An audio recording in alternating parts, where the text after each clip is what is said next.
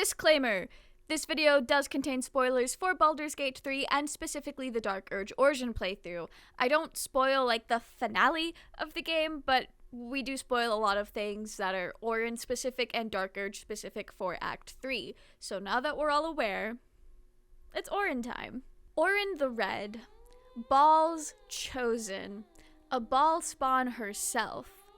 Orin is one of those characters that were made to be horrible, chaotic, and evil with zero redemption arc. She has zero redeeming qualities. And no, her being hot and spitting absolute bars does not actually count as redeeming qualities. Yes, sir. No, sir. Rip and cut your throat, sir. Your plan is falling apart, lordling. I know, that pains me too. But the thing about Orin is that there is a character in this game who is everything that she is. Worse, even. However, this character was granted the chance of redemption. Yeah, I'm talking about the Dark Urge, who is also a Baal spawn and once acted as the God's chosen.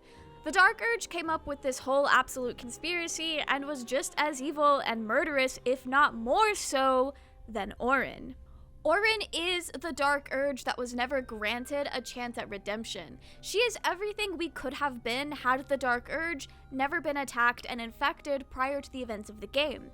Like the Dark Urge, Orin was created and handcrafted into a killing machine by Baal, kind of, and those around her, and whatever urges lie within her as a Baal spawn, or a spawn of a Baal spawn. It counts in my head. She's driven by this desire to kill and to maim, and on the surface, that's all she is. Even the way she speaks is indicative of the madness that lies within her, and within all Baal spawn.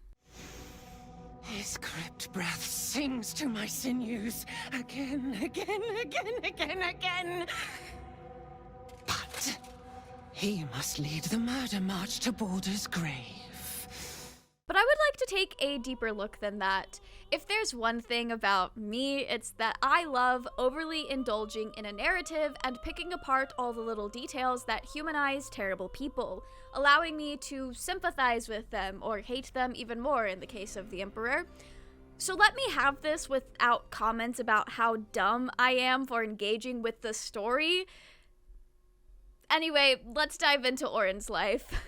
Despite being raised to believe that Baal himself is her father, Orin was actually conceived out of an incestuous relationship between Sarevok and his daughter Helena.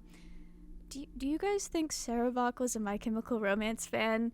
Maybe even a fan of the song with the same name as his daughter? Orin was intended to be the perfect offering to Baal. Her mother, Helena, wished to be Baal's chosen. And so Sarevok, I guess hoping for his daughter to follow in his footsteps of being a legendary Baal spawn and go beyond where he did, ordered for her to kill Orin as a way to show her devotion to Baal. Helena and Orin both worshipped and adored Sarevok. He was a very influential Baal spawn and the main antagonist for the first Baldur's Gate game. And I've heard he's also in the second game as a potential companion, which is kind of fun. Either way, it was Sarevok who caused the carnage in Baldur's Gate in Baal's name 100 years ago or so. And he's the one that Jaheira and a lot of the other characters in Baldur's Gate 3 continuously talk about in regards to the Baal cult and the terror that it used to reign on the city. And it's Sarevok who sits as a judge in the murder tribunal currently, where Baalists go to become unholy assassins. A great honor among Baal followers, I assure you. Sarevok is a huge deal and a legend, so I can see why Helena and Orin, two people vying for Baal's attention and approval, would admire and love Sarevok as much as they do. There's also the fact that he is their father, and Orin grew up believing that he was her grandfather. And I know this isn't the case for everyone, but generally, most people are predisposed to loving their parents and grandparents. We see that Orin does care for Sarevok in her own twisted way when she grows upset at the player for killing Sarevok if you don't become the unholy assassin. She talks about how Sarevok was hers to kill, not ours. It's an act of devotion and an act of love on her part. Baal worshippers love in weird ways. There is this thing you can find in the game where one of the Baal worshippers was planning a Baalist wedding, where basically to get married, you kill your partner and yourself in the name of Baal. And the idea is that Baal will be so moved that he's like, you know what? Let's bring him back. Let's bring him back and let him cause chaos. So the idea of murder and killing being an act of love is something that is seen in Baal worship practices, which is kind of fun. It's not fun, but it's fun in the sense that it adds a lot to Orin's character and the Dark Urge character and some other things in the game. Not fun in the idea that I want that to happen. It could be argued, though, that Sarevok is undeserving of such love and affection from his adoring daughters. Orin does not know of Sarevok's original intent to have her be a sacrifice. Instead, when Helena attacked her own mother seeking to make her an offering, Orin was able to flip the tables and kill her mother instead. To everyone's surprise, the child came out more effective, better, skill issue on Helena's part, and through this, Orin gained the favor of Baal. This act became her tribunal, and she was made an unholy assassin at the age of 7, which makes her the youngest unholy assassin. You could maybe even say Orin is a bit of a prodigy. Baal made his choice, and Sarevok was to abide. It's not the outcome that was wanted, but it was what they had to work with. Sarevok doesn't really share a lot on his opinions of Orin, but I feel like it's not too much of a stretch to say he was a little disappointed in how things turned out. There's not many details on the rest of Orin's life, but it's pretty clear that she was often diminished and looked down on for her personal flair. Orin brought an arts and crafts vibe to the murder that Sarevok and others in the Baal cult did not appreciate, reducing it to a girlish charm that had no place in Baal worship. And yes, to their credit, Baal is more concerned about quantity. It's quantity over quality with Baal. He wants more murders. He doesn't care about the contents of the murder, the quality of the murder, its aesthetics. So, in a way, yes, Sarevok and the Baalist cult were kind of in their right to be like, whoa, Orin, you're doing way too much. But on the other hand, I do think there is a level of misogyny baked in here that may have been an intentional critique on the way that women are often dismissed. Because we do see firsthand that Orin is incredibly good at what she does, but it's never enough for Sarevok. It's never enough for the men in her life. Orin's talent for murder was recognized by Baal, and she was even able to best the Dark Urge, Baal's handcrafted killing machine. Yet nothing she did would ever be enough because of the girlish charm she brings to the table, because of the way she wastes time making her offerings perfect for her lord. Her efforts are seen as vain and dumb instead of the acts of love and devotion that they so clearly are. Orin puts effort in how she arranges and crafts her murder scenes as a way of creating what she thinks is the perfect offering to Baal, the best way to worship. I don't think that should be diminished. Sure, it's kind of missing the point, but I mean, yeah, Baal is the god of murder, not the god of aesthetics, but it does show the depths of Orin's care and devotion to Baal. She doesn't want to just serve up any old murder to Baal because he's better than that in her eyes. He only deserves the best, most well thought out, handcrafted killings. This is Orin's perspective. Orin cares enough to put thought into how she leaves her offerings, but it's dismissed and seen as foolish. Her love language is arts and crafts, and the others are laughing. Now, I'm aware there was like a good chunk of people that clicked on this video that probably rolled their eyes, clicked off, probably typing nasty comments because I brought up the fact that misogyny exists and nerd spaces are just kind of like that. But that is just my interpretation of Orin's character, and I feel like it's a very valid reading because there's a lot of emphasis on her girlish charm, a lot of ties to her gender, and I'm pretty sure that was done on purpose to dismiss and diminish Orin. And whether that was an intentional critique from the writer's perspective or internalized misogyny, it's something we're all kind of guilty of. I don't know. I don't know these people that wrote it, but that's what the end result of their writings is giving. I don't know what else to say. We see in the way that Orin envies the Dark Urge that she has spent her whole life trying to attain acceptance, love, and attention from those who were supposed to love her unconditionally. Her own mother attempted to kill her, her own grandfather intended for her to be a sacrifice and looked down on her, and Baal, whom she thought was her father, played favorites. Yes, I know that Baal is a god and an evil one at that, and the Dark Urge was like his personal project, and it makes sense from a detached perspective, and it's not actually him playing favorites, but I am looking at this through Orin's eyes. Orin doesn't know that she and the Dark Urge are not the same thing. So with this struggle of wanting to be more, wanting to be accepted and loved, it makes sense that Orin would resent the Dark Urge and grow frustrated with their way of handling things. Orin did everything that she could think of, and it still wasn't enough.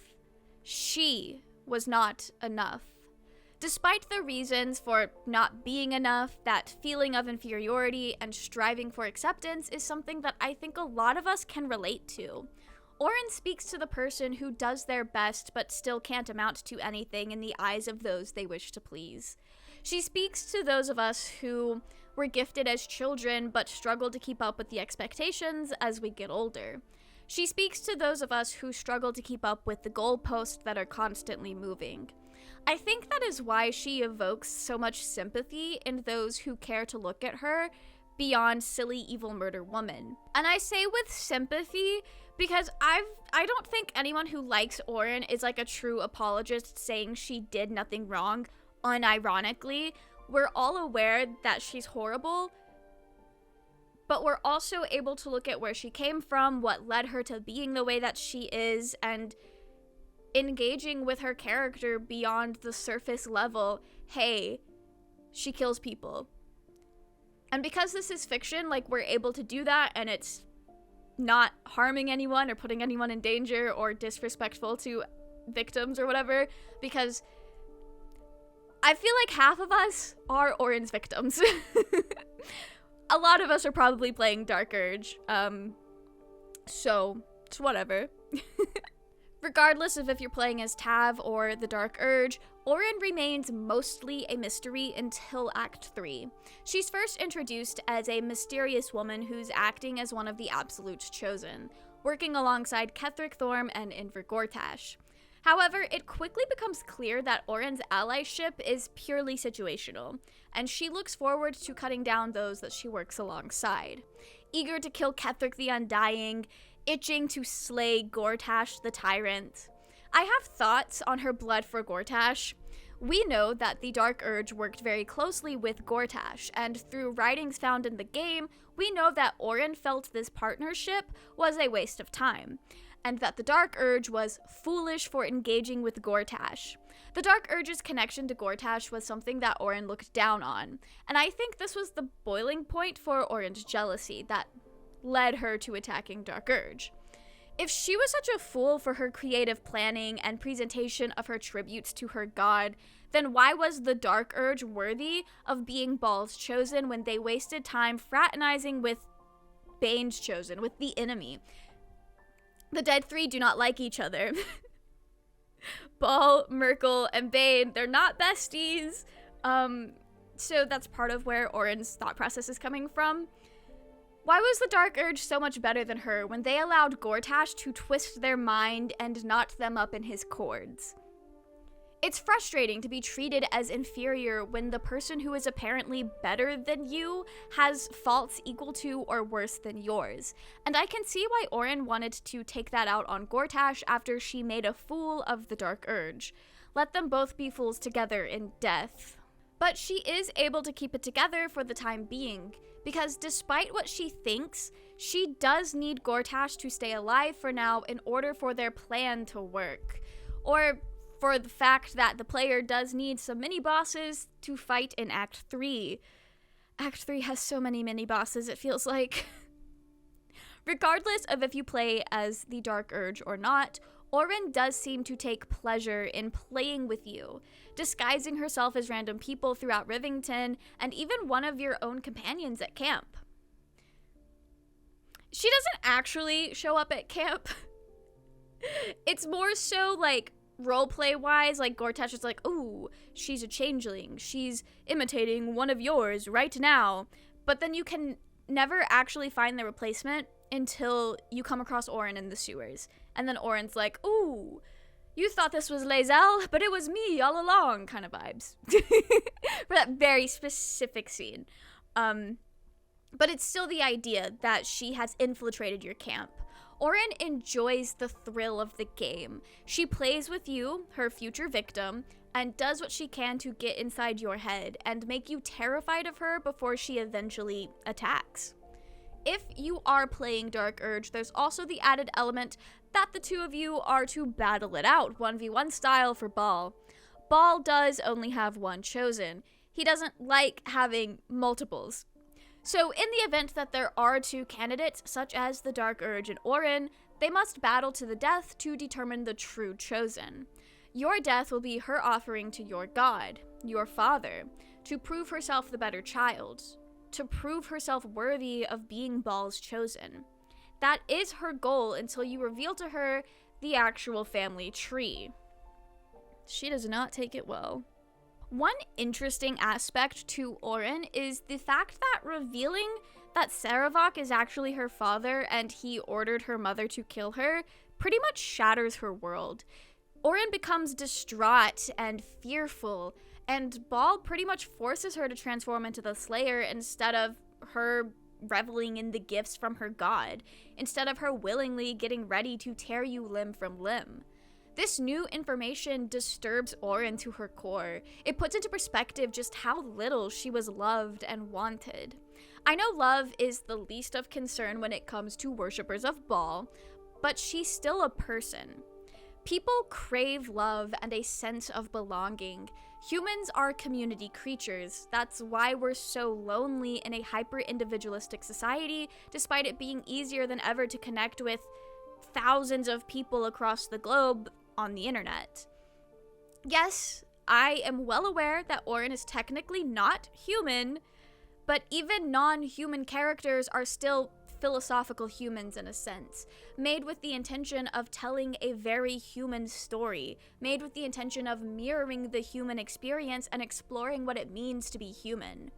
Fantasy such as Baldur's Gate 3 and hell, even D&D as a whole are no exception to this. Ball taking control of Orin shows to her that he does not care about her. Yes, he's a god and evil, yada yada yada. No one is expecting Ball to care for his followers. I'm not knocking him for this.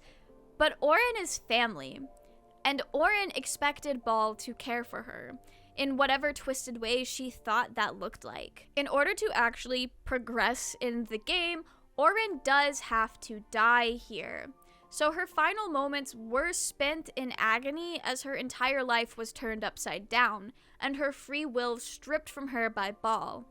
Forced to don the Slayer and fight for her life against the player, be it just some random guy and his friends or the Dark Urge, the person she's grown to resent, the person she set out to prove herself better than, her dear Slaughterkin. Orin, much like the Dark Urge, was born to destroy and groomed into becoming the perfect killing machine for Ball. Raised as a Ballite, Orin truly didn't stand a chance. Unlike the Dark Urge, she never had a loving foster family and instead spent literally her entire life in the cult of Ball, nursing her urges or developing them due to her environment. In a way, Ball spawn, and more specifically Orin versus the Dark Urge, can kind of act as a case study of nature versus nurture, or an exploration of the concept. As a Ball spawn, their nature is violent, destructive, and crazed. However, the game allows for that to be overcome when taken out of the Ball cult environment, if you decide to play Redeemed Dark Urge. You can just fully give into it, and this conversation is a moot point. But you're still given the opportunity to become better, given the space to grow and flourish on your own. Orin and the Dark Urge would fundamentally have the same nature, yet the outside influences would be different. You could argue that the Dark Urge might have a bit of a dual nature, be it developed from the kindness they experienced in their foster family before the Dark Urge became known, or an inherent personality. It's clear that the Dark Urge did need coaching via Sceleratus Fell to become the devious bastard that they were known to be. They couldn't handle themselves, and the game doesn't specifically go into details on what they mean by that, but it does kind of feel like maybe in some ways, or earlier on, the Dark Urge was a little bit resistant to give into the urge. Because Sceleris takes your resistance if you're doing Redeemed Dark Urge like it's nothing. Like we've been here before. Either way, though, Orin hates this idea. She needs no such coaching. She's offended that Sceleris was sent to be her butler when she stepped up to replace the Dark Urge. So that's kind of funny, but it also shows that she's either never had this kind of struggle or got over it in her childhood, probably when her mom tried to kill her. That would mess somebody up. The way that these two characters approach partnership with the other Dead Three's Chosen also showcases this difference in nature and nurture and just how they are. The Dark Urge, receptive to friendship, respectful partnership, or more, depending on how you read their history with Gortash. I'm inclined to believe they were lovers, but I am well aware of the fact that that is just my own interpretation of the minute details in the game. Either way, though, the Dark Urge is willing to connect and work with others in order to achieve their goals, in order to secure Ball's desires to destroy the world. Orin, on the other hand, resents having to work with the others. She aches to betray Ketheric and Gortash, yearns to destroy them for Ball and carry out his will. She isn't interested in making human connections, and she thinks it's stupid that the Dark Urge even connected with these two to begin with. And honestly though, can you blame her? A person's first human connection is with their family, and the people raising Orin sought to sacrifice her from the start. Human connection isn't something that has gone well for Orin, I'm willing to bet. But I do think that a part of her does still crave that. We know she craves the acceptance and approval of Ball, and she gets that as his chosen. But it's not enough. She still aims to prove herself. We know she yearns for Sarevok to respect her and accept her, and in a way, that's probably the closest thing to human connection that she allows herself to seek out. The affection of her family. Becoming Ball's chosen would never be enough because the thing that Orin actually wants is to feel loved and appreciated. She's a very tragic character in that sense because she never gets the opportunity to know what it's like. Even the Dark Urge, when they aren't played and not given the chance at redemption, they still get to experience what love is like with their foster family, with Gortash. And yeah, I'm not even gonna disclaim that, because even if you only read them as friends, platonic love exists, and they very clearly admired each other to some capacity. I'm not talking about specifically romantic or sexual love here. Just any flavor of love. Orin lacks that, but it's something that most people crave, most people want, need even. So that's my read on Orin. Am I an Orin apologist? Possibly. Do I love her? Absolutely. Anyway, thank you guys for watching this incredibly overly sympathetic read on Orin's character. Let me know your thoughts. Let me know your thoughts. I'd like to hear them.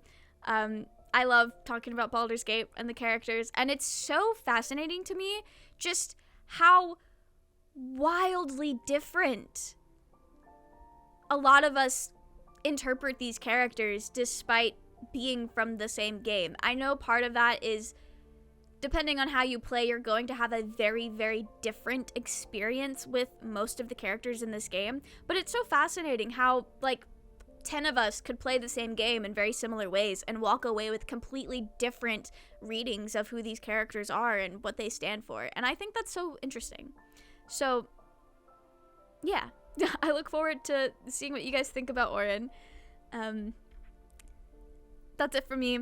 I feel like I've been saying this in every video because people keep asking. Minthara video is coming soon. I promise.